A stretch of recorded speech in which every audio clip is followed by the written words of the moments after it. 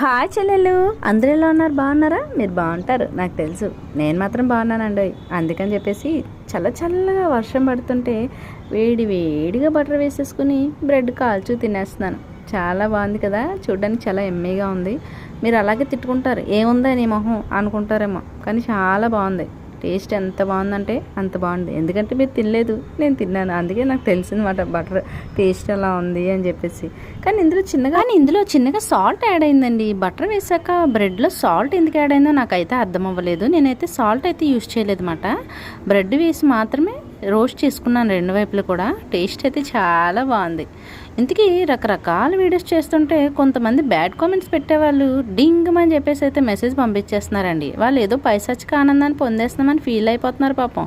వాళ్ళు పెట్టిన ఒక్క బ్యాడ్ కామెంట్తో 100% బూస్టప్ అయిపోతున్నామని వాళ్ళకి తెలియట్లేదు ఏంటో.